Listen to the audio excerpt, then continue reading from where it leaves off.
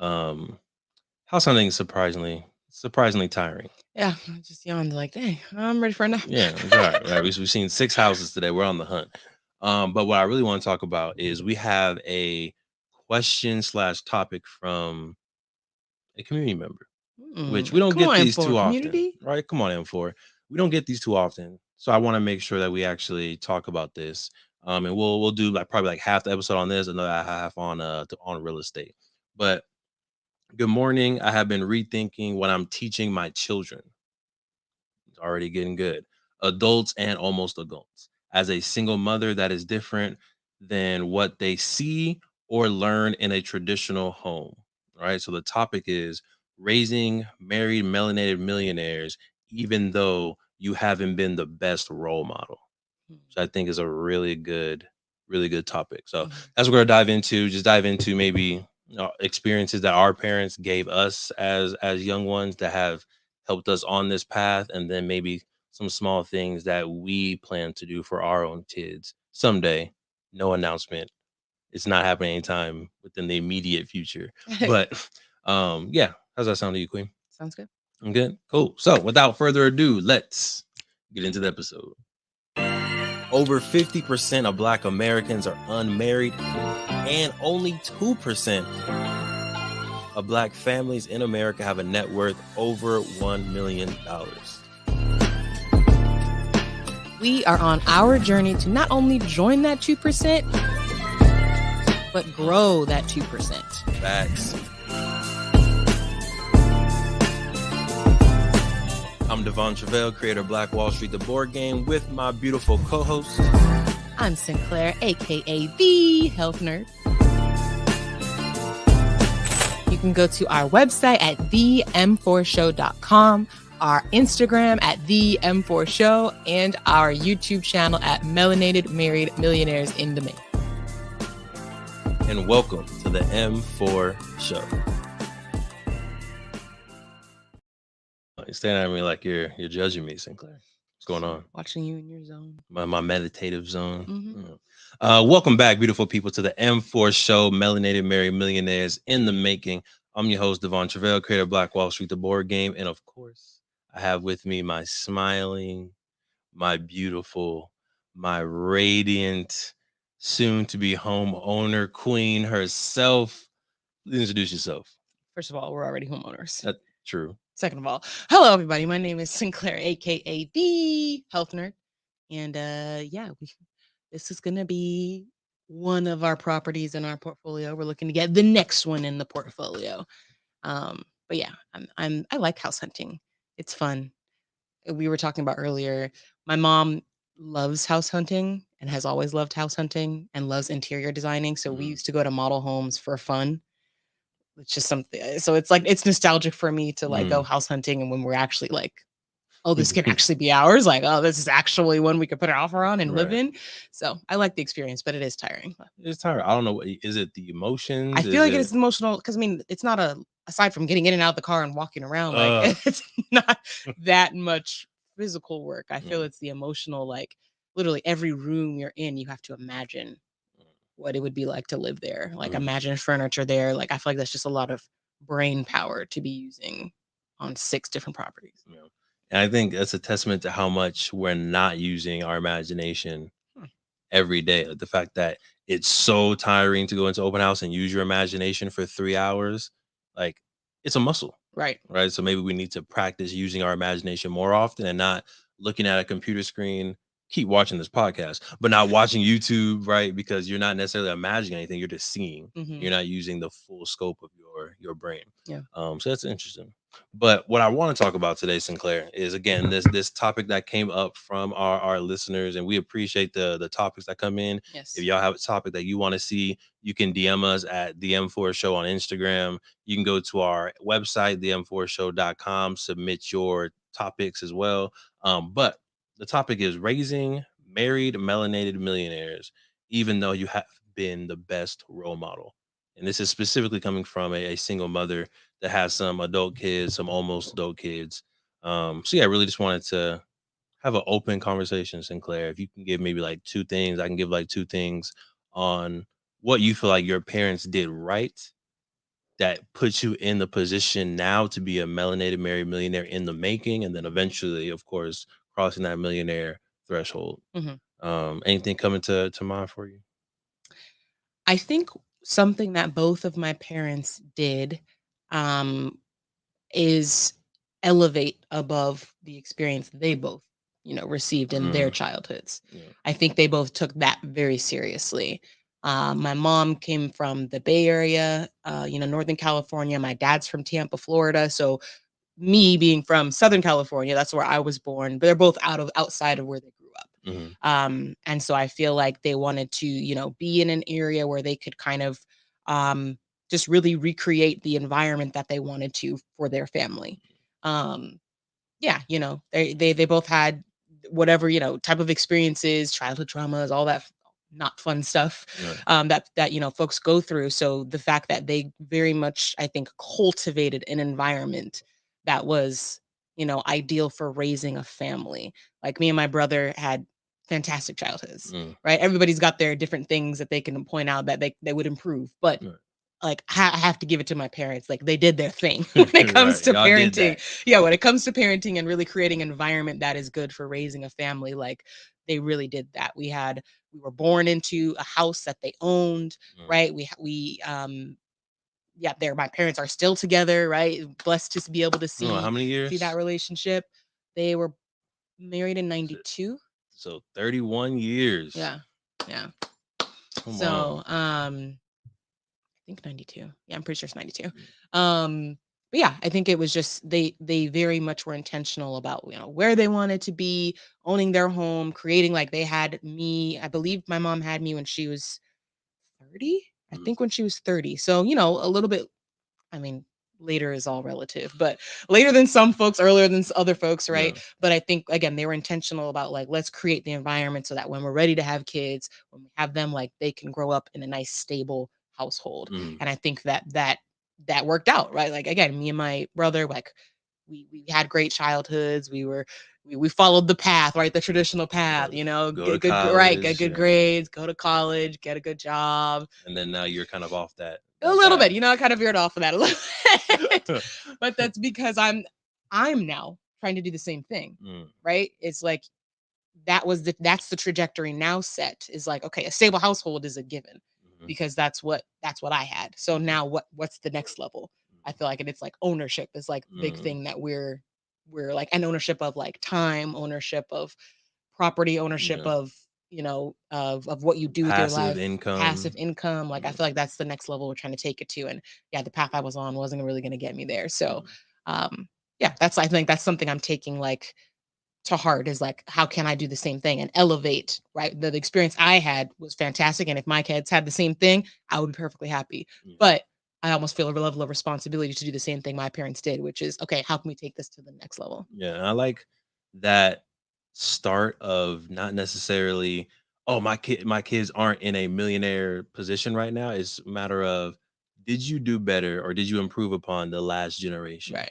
Right. And to the listener who brought in that question, we have no idea what kind of childhood you grew up in, Right. right? Possibly you grew up in a single family household. Probably, possibly you grew up in a impoverished environment, and now you have a stable home for your kids, right? Maybe it's not a two-parent household. Maybe it's not the ideal situation like the Cosby Show of love, but they're still able to have a better environment than you had. So still pat yourself on the back and Right. congratulate yourself on that. And But even in yeah, like, if not in those traditional ways, like there has to be ways that you have improved upon, what you grew up in. So yeah, really just think about like, even if it's like, okay, no, they didn't check those two boxes, right? Think about other things, right? Whether it's the way you love your kids, you treat your kids, right? Definitely find those things that you know that you've right. improved upon. Right. And ooh, where was I going, Sinclair? I'm You over sorry, I here double interrupted dutching you. into my. I was in the double dutch, and you just came in. But I think where I was going was, You said you liked gosh dang it, it's gonna come back to me. It's gonna come back to me. you liked But that improving upon the previous generation. improving upon the previous generation. Keep talking to me. Uh huh. That's what you were saying. Uh huh. What else was I saying? You That's got that's nothing. Yep, nope. All right. Well, I'll go a different direction. I'll give my example then. I was gonna go a different way, but I think something that helped me become the melanated married millionaire in the making that I am is the fact that my dad and parents at an early age had me making money. Mhm. Right. And I think as a kid, obviously, I didn't like that. I was like, Mhm. "Just let me hold 20, dad. Like, what's up? Let me hold Let me 20. hold a 20. Let me hold a 5. I wanna go to the movies. I wanna get some clothes." But I think my parents made sure that I had the necessities, right? Mhm. Had the roof over my head, had the food in my stomach, had my school uniforms that I needed. But if I wanted some forces, I need to buy myself some forces, Mhm. right? If I wanted to go to the movie theater, I need to buy my own ticket. And that forced me to figure out, okay, how can I make money on my own? Mhm. Unfortunately, it wasn't always the best ways of making money, right? But it did give me that mindset of an entrepreneur, that mindset of managing my money, that mindset of I can get money if I need money for things. Yeah. Um, and I think you brought up a great point the other day when we were just looking at both of my parents and how they move Mhm. within money.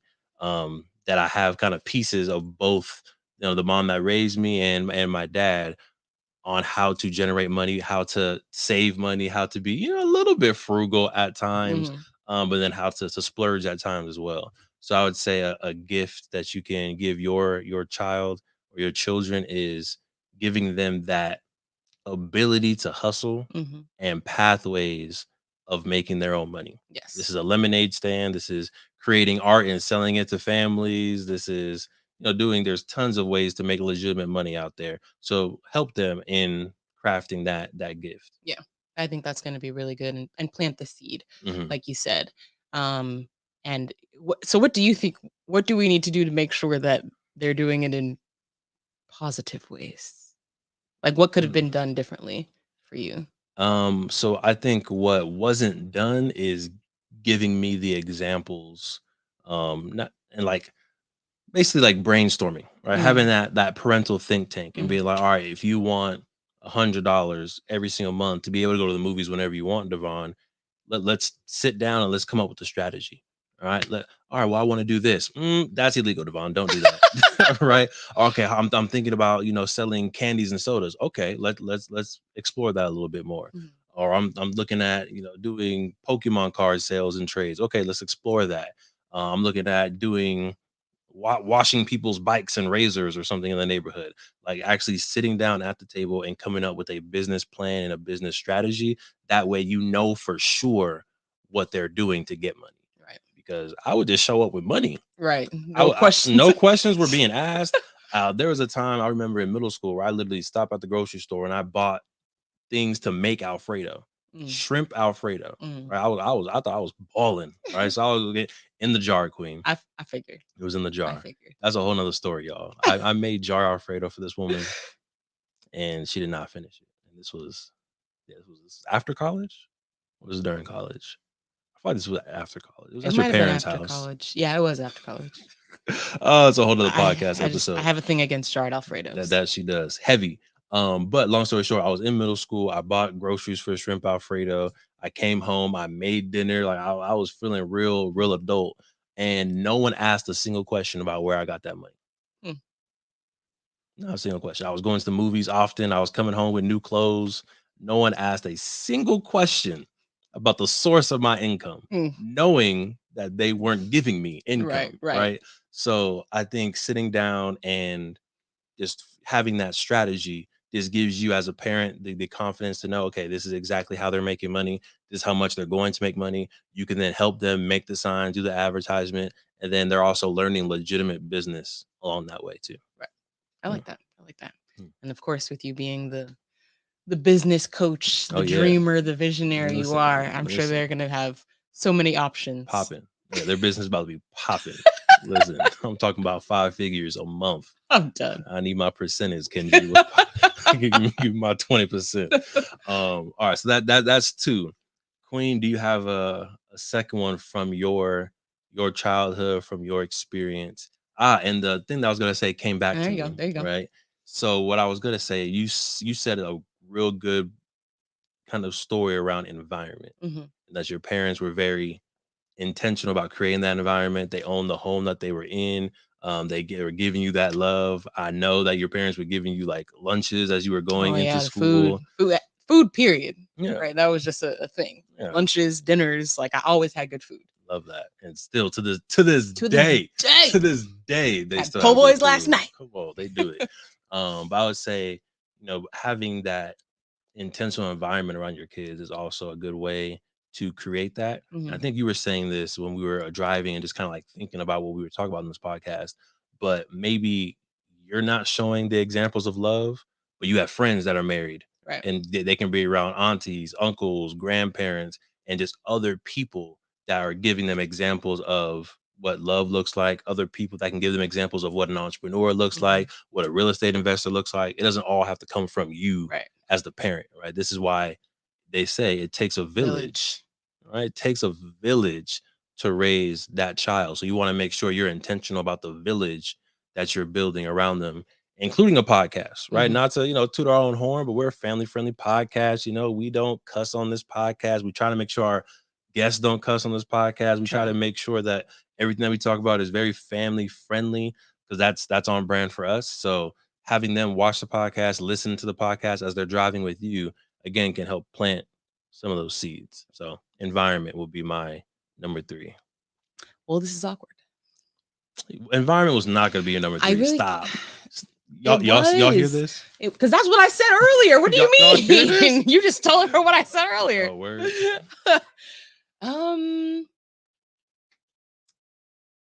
I mean, it kind of goes along with environment, but like exposure to like vacations. What was the best vacation you took in your childhood? Probably when we went to Maui. Okay. Yeah. That was we did a lot of like domestic trips where we would go to like, Vegas. We did a lot of Vegas trips for my dance career. But Y'all know this one was famous in Riverside. We were just at an open house. I'm done. And somebody was like, "Oh my gosh, is that Sinclair from Showstoppers?" You're so dramatic. You're so dramatic.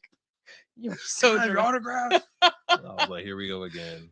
No, literally just ran into someone who I went to high school with. She didn't remember my name. I didn't remember hers either. But she did say you're the dancer. Yes, you were like, oh, you were in the hip hop team. Like that's how everybody knew me. But yeah, I think the exposure, and I will just say exposure in general. So you said environment. I'll make it a little different. Exposure. Exposure to like seeing different parts of the country. Like I said, like we would every Thanksgiving we would go up to San Francisco to Nana's house and be there for Thanksgiving. So I always looked forward to that. Like, looked forward to the drive. I'm not gonna lie, I was always sleeping the drive, but look forward to like waking up. The nap? Yeah, literally, and just like being able to like, oh, I'm gonna go to sleep because we'd always leave at night. So I'm like, I'm gonna just go to sleep and then wake up at Nana's house. Magic. Yeah. Oh, to be a kid again. Oh, amazing. But yeah, like exposure to different environments, exposure to we would go to the Vegas a lot. We would go to Arizona. We went to the Grand Canyon. We went to Washington, D.C. We went to just a bunch of places around the country. And then, yeah, even Hawaii. That was like, I think the biggest vacation that we took when we were kids. And yeah, we just had a blast. I remember like the luau, going to the beach, the road to Hana. If anybody has been, the road to Hana. If anybody has been, the road to Hana. My dad did not properly warn us. If he ever watches this, it's him and my mom are going to be cracking up because this man took us on this long journey. It's a long drive. He did not warn us. You got a van. This is Maui? I think so. A van full of people, and yeah, it was a nightmare. Honestly, it was a nightmare, and it was just funny because at the at the end we passed like some gift shop or something where there was like shirts that said "I survived the road to Hana," and we all wanted to stop and get one just because like we survived each other during this during this excursion. But yeah, we have a lot of stories like that. My dad trying to make us do stuff like in Washington D.C. when we walked to all of the monuments. Oh, she looks hurt, huh? She sounds hurt. Washington D.C. in the summer, it's hot. It's so hot. We were miserable. Okay, sorry, you taking me down the road. Down the road of Hana. But needless to say, we had a lot of fun on those vacations. And look at me now.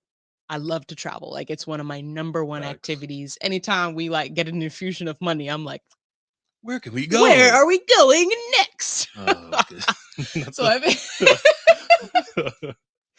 mean, so I feel like I obviously was exposed to travel from yeah, at a young age, again, even if it's just a road trip. Like, so it doesn't have to be, again, Hawaii. We never left the country. Like, Hawaii was the furthest that we went, but now, right, we're going to Thailand, we're going to Italy, we're going to, so it's not Africa. Africa, right? Taking a road trip 2 hours away is exposure to a different environment. So Yeah. even if within your own means, whatever that looks like, even if it's the next city away, like whatever that looks like for you, expose your kids, expose your families to different environments. It helps expand the imagination and knowing what is possible. Um, you've mentioned, I don't remember where it came from, but like your brain can literally only fathom what it has seen before. Mhm. And so, yes, we see a lot of things on social media, but it is a completely different experience to see something with your own eyes, to experience it with your own body and be there in person. So, yeah, give your kids those different, just as different experiences. Again, even if it's just, if you live in LA, go to San Diego for the weekend. Like, Yep. you can just go to a different city, do a staycation in like an Airbnb, right? You can do hikes, you can do beach days, things that are free and fun. Um, yeah, I just, even just driving around, walking around, like it can be made into an adventure and a fun thing. It doesn't have to cost a bunch of money. You don't have to go across the country or across the world. Like, just exposing them to a different environment, I think can Mhm. really broaden the mind. I like that. I like how you connected them both, right? Exposure to different environments. Yeah. I see you. I see you. Show us a Wiggity podcast or wiggity. something. Yeah. Yeah. Minus the wiggity wiggity part. Um Another one that I'm thinking, I have two in my head. I don't know if I have time to get to both. We'll see. But one that's brewing in my head is the fact that my parents were very good at talking about money in the household, as Mhm. far as like knowing that there's a mortgage, right? I feel like Mhm. as a kid, I knew that there was a mortgage. I feel like I remember at one point how much the mortgage was. I remember, the utility cost, how much that was. My mom did a lot of couponing growing up. So like there would be times where we would have the newspapers out, we would cut in coupons in the morning, and then we would go to the grocery store. We would pick out all the things and then try to guess like, oh, how much is going to be before the coupons, after the coupons. But that still gave me a sense of, one, you can save money through couponing, and then two, this is how much things cost in the grocery store. These are the things that we need in the house every Mhm. single week, every single month to survive. So I just gave me, I think, a sneak peek into adulthood, to where I felt like, and you said this to me a couple times, but I felt like when I went off to college, I was pretty prepared for You're adulthood. very mature. Like, yeah, thank you, Queen. You know what I'm saying? I was a little mature for my age. You feel me, y'all? But yeah, I was comfortable grocery shopping because I'd been grocery shopping so many times. I was comfortable cooking for myself because I'd cooked for myself growing up. I knew what toiletries I needed because, again, I would go to the grocery store and get those things. So none of the adulting stuff. I think there's sometimes a buffer window from high school to college for a lot of folks. I feel like that buffer was just a little bit shorter for me because of the way that I grew up. So I know there's a lot of parents that don't talk about finances to their Mhm. kids. We didn't really talk about it much. Yeah. Yeah. Not Okay. that it wasn't like a taboo thing, like, "Oh, we don't talk about it." It just, it didn't necessarily come up a lot unless it was like, "Oh, like, that's too expensive," or Mm, like, we just do things that are affordable, but it wasn't, I don't think, an active part of a lot of conversation. gotcha. Yeah. Yeah. I mean, you've seen how my family talks. Like Yeah. it's a very open book. There's nothing off There's limits. nothing off limits, and I don't know how much of that was intentional. Parents, if y'all are listening, Mm, watching, let me know. I don't know how much of that was like intentional. Like, we're gonna raise you to know about money, so you're gonna know how much our mortgage is. You're gonna come grocery shopping, or how much was just, we're talking about stuff, and if you hear it, you hear it. yeah, Like, we're not tripping. But I think that is something valuable within my childhood that I appreciate in hindsight. yeah. That's good. Yeah. I thought of one more as it relates to exposure, not Hmm. only to vacations, of course, that's where I went. But we were also exposed to college campuses very early. Mm, My dad was very insistent upon, like, going touring different college campuses even when we were like 14, Nice. 13, like not in a space to be really like seriously thinking about like where I'm going to go to college, but even locally, like we'd go tour Cal Poly Pomona, or, when if we're driving up to, Northern California, we'd stop to Slow and stuff like that. Stanford, like Mm, as soon as I did start to think about like, okay, what schools am I considering applying for? We were very heavy on going to tour them. nice. And so I think that planted a seed of like, this is the expectation. This is where you go next. This is where Mm, you see yourself. And so I think that's again why it was such a natural next step. There was no plan B for mm. me, or I think my Your brother. brother. It was just we like you graduate and then you go to college. Like it was such a path that was just s- so obviously kind of paved for us Mm, because of our experiences and our exposures. So not saying that that's what you need to do, but whatever you want that experience to be. Again, if it's, if you're trying to create maybe future entrepreneurs, like what does that look like? Right? What does that look like? But exposing them at a young age to different possibilities so that they can start to think about where do I see myself when I'm older? What do they resonate with? Um, and even though it wasn't always like necessarily fun, I appreciate that in hindsight, like you said. yeah. And like I'm not a mother yet, but I know that there are going to be those things where it's like, I'm gonna make you do this today because I know eventually you'll appreciate it. So yeah, I wasn't necessarily excited to go tour Cal Poly Pomona, but No. I'm happy that we ended up doing it because again, it helped me see that like, okay, college is a path that I want to go to. Yeah. And it didn't seem like a foreign thing. It was just like, oh, I've seen so many college campuses. Comfortable. I'm comfortable. I'm Yeah. comfortable here. Right. And I think it also planted the seed of like, you get prepared ahead of time, and that is something, right? If you know me, I'm like the cautious, like I try to do I try to do things, prepared ahead of time. When I was at Davis, like I went to the college fair freshman year. No one other freshmen were at the college fair. But Wasn't even I'm thinking about it. like, my dad was like, "Oh, you should go to the college fairs." I'm like, "You know what? You're right, dad." And right, that prepared me. So December, before Graduation. graduating in the June of the following year, I already had a job, and all my friends were kind of freaking out. Where am I going to work? Devon was freaking out where he's going to work. I had a job because I had gone to the career fair and landed a job because I was comfortable by the time I got to my fifth year because I had been going every single year I feel like it's also like your parents planted the seed in the habit that you do things before you're prepared to do before them. you're ready. Yeah, Right. So yeah, I think that's a huge thing. And we've continued that path yeah, like to this day of like doing things and exposing ourselves to the next level before we're actually ready yeah. for that next level. So it's interesting that you just kind of did that on autopilot. Right. Yeah. There was something that I wanted to add to that. You were saying exposure to yeah, I feel like my parents did a good job with that as well because I was in Young Black Scholars as a student, which is a program in the 100 Black Men of Los Angeles, and as a part of that in high school, you go to Cal State LA every weekend. Mm. And just like you, I was not looking forward to going to those sometimes because you had to wake up like 7 a.m. Mm. I used to go with my man Brandon Lynch, who it was cool because his mom had a Hummer, so it was real Hmm. comfortable right in those seats. So I would take a good nap on the way to to CSU Los Angeles, and then we would spend the whole day there. Sometimes we would get tours. There's guest speakers. We're doing like SAT prep and all of that, but that got me comfortable, like Hmm. you said. I also did a basketball camp at UC Santa Barbara overnight. I think it was like a 4-day basketball camp. Without your parents, you're in the dorms again, so it's like a little sneak peek into adulthood. To be honest with you, it was me and my knucklehead friend Nick, Mm. and we were playing like poker and blackjack and stuff for money. It was bad. We got caught. We had to do duck walks. My whole leg was sore. It was bad, but still a very just fun experience as a 13-year-old, 14-year-old being separated from your parents and just a whole week of playing basketball with your friends was good exposure. Yeah. So yeah, good job, parents. We see y'all. Y'all, Yes. y'all, y'all planted Thank you. some seeds that we're continuing to water and eat the fruit from years later. So again, thank you for our audience member who submitted that question. I don't know if you want to be anonymous or not, so I'm not saying the name, but we appreciate you, and we definitely look forward to just more questions from the audience, right? Yeah. Because we do this for y'all, right? We can get up here, we can talk about anything, right? It's fun stuff, but we do want to make sure that we are hitting topics that are meaningful and valuable to you and your family. So definitely make sure you put in the comments or DM us on Instagram at the M4 Show if you have any additional topics.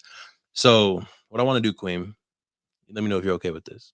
I want to take a little break, all right? Rest up a little bit, I'm swig okay some with that. water, and then when we get back, just talk about our open house journey, right? Just the home buying process that we're currently in, um, and then go ahead and wrap it up. Sounds Feeling good. good? Yes. Cool. All right, we'll take a quick commercial break. We will be right back, and we'll talk about our real estate journey. See you soon. Look, we're gonna get right back into the amazing podcast. But if you didn't know, in 2017, we created Black Wall Street, the board game, because we thought more families needed to know about the history of Tulsa Black Wall Street.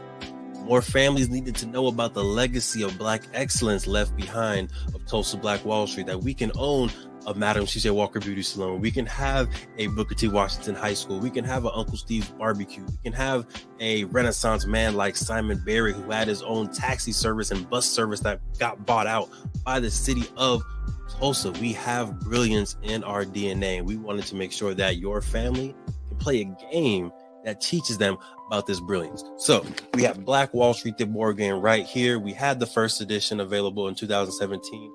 That got sold out. We're on the second edition right now, or you can get the beautiful masterpiece version of the game as well.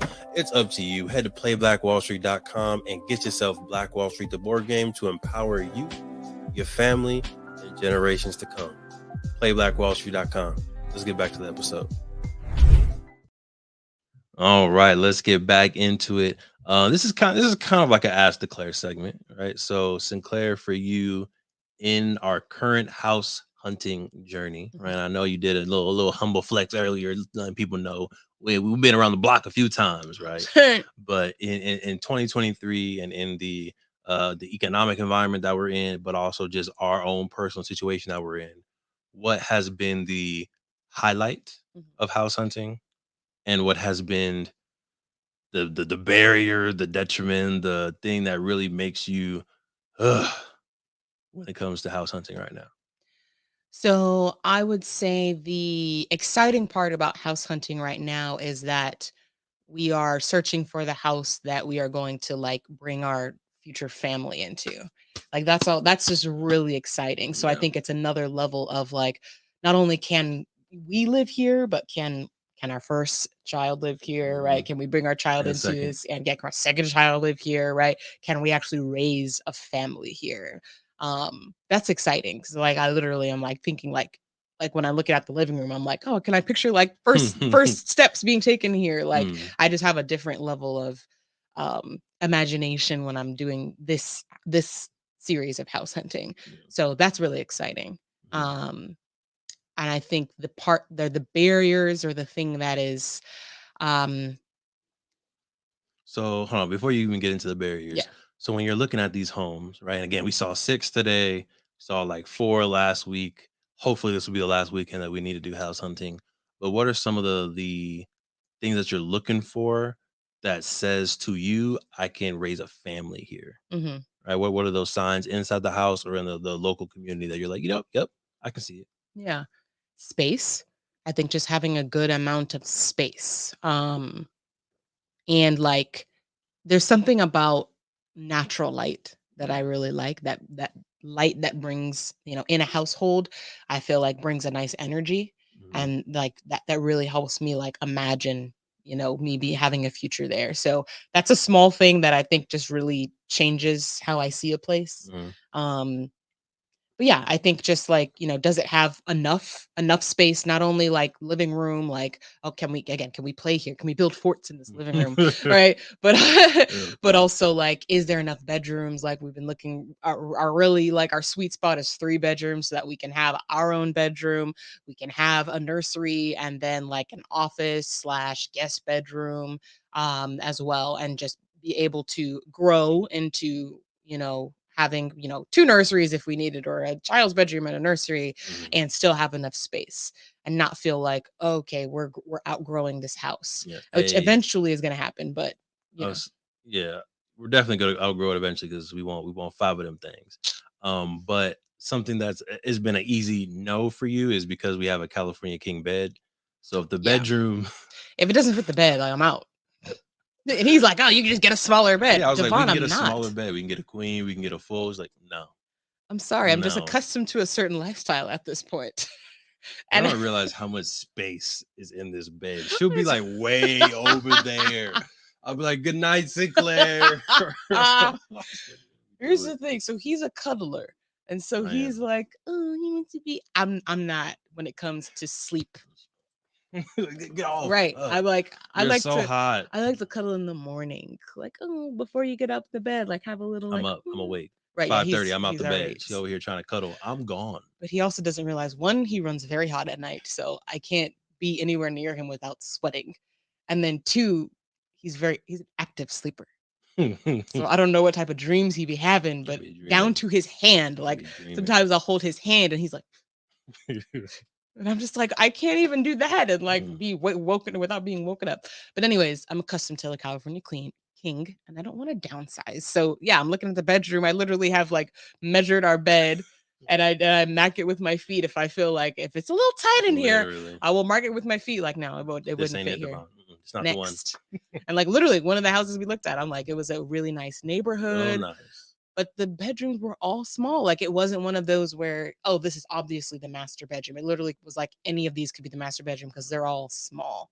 And yeah, I'm like, one, feasibility. I know that I would plan to breastfeed my child. So the idea of, for the first year or however long that I'm doing that, needing to get up, walk myself to the other bedroom every couple hours to feed the child, rather than just being able to wake up, roll over, have the crib right next to the bed. Like if it can't fit the crib and the California king bed, it's not happening. So things like that. I'm trying to be like very realistic about like what is our life going to look like in the next couple of years, and does this house fit that lifestyle? And yeah, having the separate rooms is also about like the fact that we do own our own business. A lot of the work we do, at least a lot of work that I do behind the scenes, is from home. So I do need to be able to have a workspace there. So again, that's where like that office comes into play. We've also talked about having like a separate, workspace, maybe a studio where we can record things, have it nice and sound insulated. That's like one of Devon's favorite. I'm looking forward to this. Jair knows I'm looking forward to this. Yeah. And I looked up tons of YouTube videos, gotten tons of quotes. It's gonna be fun. Yeah. So like whether that's that's another thing we've been looking at is, okay, can the garage be converted, or is there room in the backyard to put a separate studio? So yeah, those are all things that I'm thinking about. Backyard, right? Talking about entertaining. We do like to entertain. And so the being able to have baby showers and birthday parties and just kickbacks where we're inviting Sunday dinner, like being able to have those things where we're bringing our friends and family together is also something that we've been looking at. So backyards, a decent backyard has been, a non-negotiable basically for us. It's been a non-negotiable for me. She's been looking at some houses with a not big backyard. You'd be like, A Devon, backyard. let's do it. I'm like, no, it's not big enough. It was come on, Devon. Enough, in my opinion. But this last one that we just saw, oh yeah, it's for sure big enough. So we're gonna pray on that. For me, something that I'm looking for when it comes to, is this family oriented, right? So space for sure. But I'm also looking at just like the neighborhood, right? Can the queen walk around in this neighborhood with this child, with our beautiful child, and be good, be safe? I'm also looking at, and it's something that we both are very strategic about, is will this house be a good asset to pass down to our kids in 20 years, in 30 years? We looked at some homes that are real dope now, have a lot of really good space now, but in 20 years might not be, any better or a higher valuation than it is right now. Whereas other homes we've looked at that maybe even aren't even as nice technically right now in the immediate, but we know because of the location, 20 years from now, this is going to be a gem to pass down. So I think that's something to consider when you're shopping, especially if you're thinking about that long-term play, that wealth building play. Is what does this asset look like when I finally pass it down to my child? Is it going to be $1 million home in 20 years? Right. $30 million? $30 million home. Oh, yes. Manifest that. Let's go. About $1 million home in 30 years. Or 30 million. Why not? Hey, keep dreaming, y'all. But yeah, I think that's something I look at, like the neighborhood, the community, and the ability for this asset to appreciate when I hand it down to our beautiful children. Absolutely. Now the bad side, Queen. Yeah. We can't talk about the light without talking about the darkness. So, what is maybe one of the barriers or the stressful parts about going through this home buying process? Even if it's stressful with me, right? It could be something that I do that is a little bit stressful because I know I'm a handful sometimes. What? That's hilarious. That's hilarious. Shout out to Oh, Belief in Fatherhood, Uzi. yes. Shout out to Believe in Fatherhood. Love that channel. Smart. Speaking about exposure, Right. right? That's another family friendly channel for you to watch, get exposed to for you, what it's like to be a parent, but also I feel like they're definitely raising some melanated married millionaires for sure. Also interesting small circle that we were listening to. I don't know if you were listening to me with me, I but had already Secret to listened to Success it. I had podcast. already listened to it. Yeah. Okay. And then Eric Thomas was mentioning how belief was over his house. Mhm. So yeah, just a small neighborhood or a small community of millionaires within the melanated community. You about to say something? Or you about to get into that barrier or about how I stress you out, huh? That's not even what I was going to get into. Uh, I'm huge Belief in Fatherhood fans. Huge. So I was on, they did a live one day, like mhm, randomly. It was like, oh, I got a little notification, like, oh, they're live. And I was like, oh, let me go join or whatever. mhm, I was in the live, like, I just listened to Secret to Success podcast. You're on the episode because it had just dropped. So I'm like, I wonder if he even knows that they mhm, mentioned it. yeah, So I was like, trying to like let him know in the comments. So mhm, yeah, I was. yeah. Um, but yeah, so barriers, we're in an interesting market right now where, I mean, this episode is going to be on YouTube for however long, For the Evers. for the Evers. So it is June of 2023. And so the current market situation we're in, at least where we're looking, is that prices are decent. They're not as high and skyrocketing like they were, during COVID, but interest rates are high. And so typically there is an inverse relationship with house price. 7% to 8%. Like that's like the average right now. So typically there's an inverse relationship between house prices and interest rates, whereas interest rates climb, house prices fall, and then vice versa happens. So when interest rates fall, house prices climb. And so you kind of got to do a dance and figure out, like, there's a lot of people sitting out of the market right now because they're like, interest rates are too high. I can't afford, whatever mortgage. And that's the reality for some folks. Like that is what it is. But one of the reasons we're not sitting out is because the interest rate is something you can change in the future. You can refinance out of a high interest rate. You cannot refinance out of a high purchase price. What you Mm, bought it for is what you bought it for. yeah. You cannot change that later on. You can put more money into it and lower your principal, but at the end of the day, what you bought it for is what you bought it for. So that's why I actually personally prefer this market. And you can buy down points. You can buy down points. So that you get a lower interest rate. So if your interest is at 7%, they might say that, okay, well, for every extra $10,000 you give us, you can buy down your interest rate and get it to a 4 or get it to a 5. Yeah. But long story short, there are a lot of folks like us that are taking advantage of There's no one this. like us, Sinclair. I You're right. promise you, there's nobody in the universe like us. They may be similar. You're right. Y'all ain't like us. No shade, No right? shade. Just y'all are excellent in your own way, and we're excellent in our way. Continue, Queen. There are a lot of people also house hunting right now. And a somewhat limited inventory. And Mhm. so that basically means it's quite competitive right now. And so what we have found is that we will be looking at a house, looking at it throughout whatever apps, and we're ready to go tour it. And, it is gone. And, the next day. And it can be on the market for 5 days. And it's like, okay, we're ready to go tour it. Sorry, they're already submitting an offer, or they're already accepting an offer. So what we're finding that is a lot of the sellers are taking like the first offer that comes to them. So if you're not one of the first movers to make an offer and to go see a property, then you're kind of out of luck. You gotta be ready, y'all. Yeah. And so as a buyer, that means you don't get a whole lot of time to really sit and think about a property, or to like, let me wait and see some more. And like by the time you go see the others, the one you wanted previously is gone. This is a shame because this is one of the biggest purchases you're Right. ever gonna make. So I feel like kind of a disservice that you need to be a little bit impulsive Mhm. when you're buying these properties. Because another thing is for us at least, we're FHA, Yeah. right? Which I don't know the exact. We're not real estate professionals. Talk to your real estate professional. Here's the disclaimer: M4 show will Yeah. not be liable to anybody. But like FHA, like there's a little bit extra hoops and Yeah. regulations that you have to go through, and testing that you do for the house.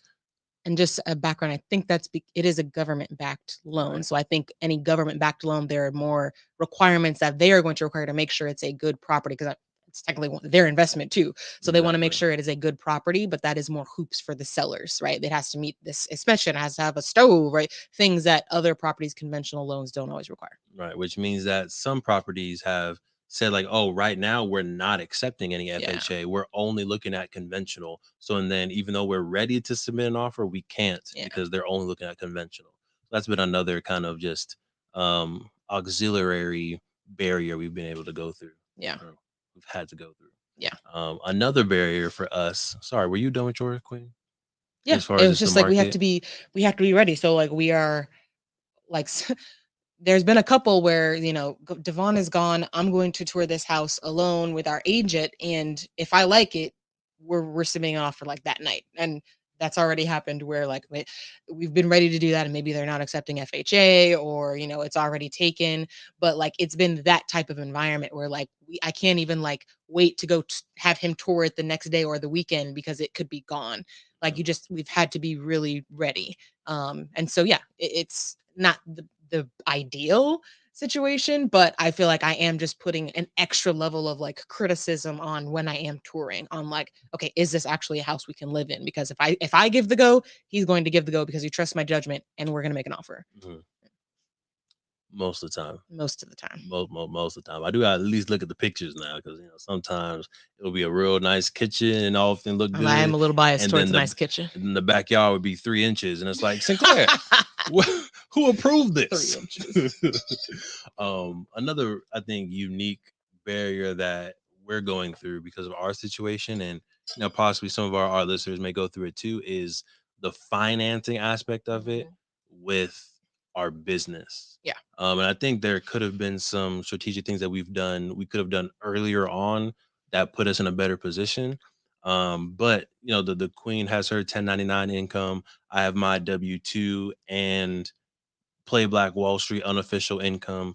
But a lot of the big banks were only looking at my W-2. Right. They weren't considering 1099 at all. They weren't looking at business income at all. And it was just off of one income. So we weren't able to qualify for enough house that we really need. But we finally got connected with a broker, a mortgage broker. Highly encourage it. Hmm. Who was able to include the 1099, who was able to include some of the business income, or actually rewind, we started doing intentionally. We transformed the LLC into an S S corp. corp, and then started paying ourselves W-2 income from the business. So and then we were able to have that extra income. And then TC, the brother, right, with the Hail Mary came through for co-signing. So again, we've had to do like a lot of creative stuff to be able to qualify for a home, even though on paper we have the funds, we have the money. The institutions, the banks weren't Counting it. counting that money, Yeah. right? So something to consider if you are an entrepreneur. Highly encourage you to talk to your financial professional. Hmm. But I think the S corp election and then paying yourself a consistent monthly or bi-weekly paycheck will then give you a W-2 that you can download, you can upload and send to a bank to say, hey, I'm making X amount per week, I'm making X amount per year. I should be able to qualify as if I have a normal business or a normal job, working at McDonald's, working for the UC system, working for Canon, working for Play Black Wall Street, all that good stuff. So yeah, if you are considering even like next year, like, okay, I think next year I'm going to want to buy, do the S corp now. Because what you want to do is be able to have show on your taxes and show on like basically have a W-2 from the previous year from your own company. That's what you want to be able to do. So that's what we literally just started doing that a couple of months That was in March. before starting this home search. So that was a barrier we had to get through. So yeah, if you're even like thinking like maybe next year you'll be ready, like 2024, you'll be wanting to look for a house, go ahead and do that S corp today. Again, talk to your professional, Yeah. make sure that's going to be a good move for you. But in terms of like wanting to use business income for qualifying for a property, do it as soon as possible so that you can again, have it actually count. Because yeah, they think the other thing is find the right mortgage broker or lender that's going to work for you. So we've kind of tested out a few, right? And yeah, some of them are, they have good programs, right? Zero down programs. It Right, sounds like, and great. we can say it, right? So, like, Navy Federal is Mhm, a bank that a lot of people promote, they mhm. use, and on paper, Exclusive. right, on paper, it looks like, oh, that's gonna be a great one, 0% down, no PMI, Hmm. yeah, no PMI, property mortgage insurance, uh, Premium. premium, No. Yeah, premium mortgage insurance. Yeah. boom. So it sounds good, but then when you apply, it's very black and white. Yeah. They're only looking at W-2 income. Can only They're have two applicants on the application. boom. I think that their interest rate was at like an 8% interest rate, Hmm. whereas our broker got us, I think, a 6.25. So yeah, it's just it's not always as straightforward as some YouTube videos or some Instagram videos may seem. So I encourage you apply for a multiple within the same window so that you only get that one hard pull when it affects your credit not as much. But you use the broker, right? Yeah. Use the broker. We I don't think we're going back to a regular person until maybe we have like real solid W-2 Yeah. income and maybe for the big house.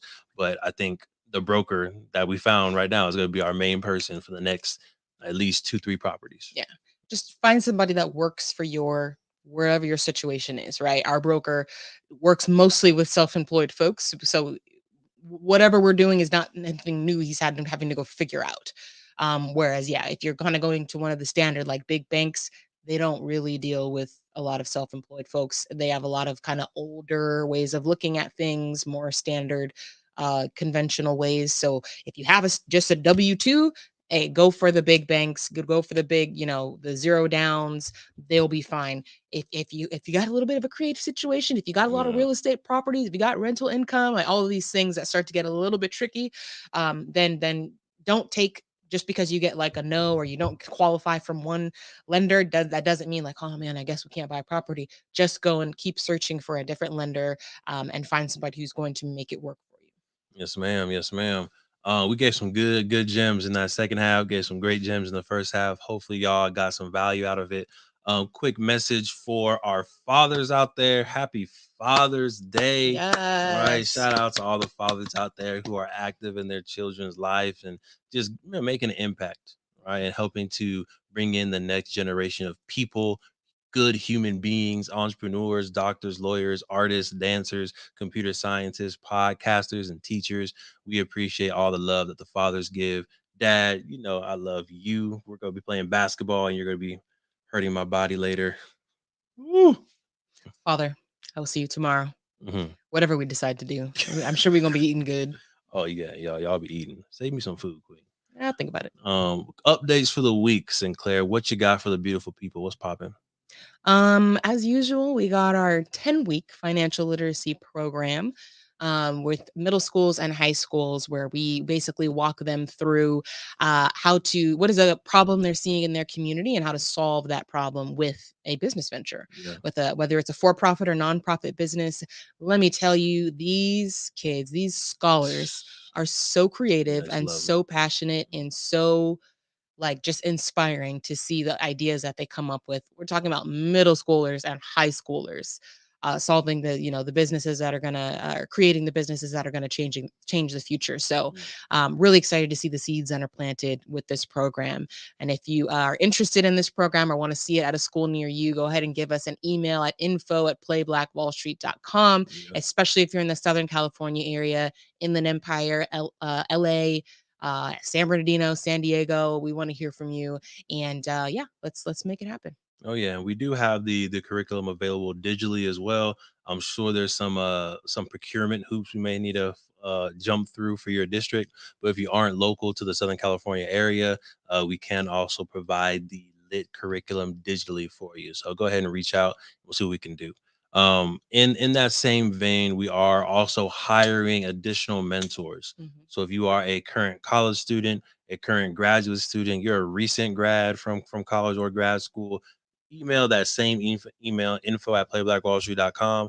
We're really looking for people who are passionate about this work, right? People who really want to see the next generation win, people who have the patience that is needed in that classroom sometimes. Hello, you need the patience sometimes, y'all.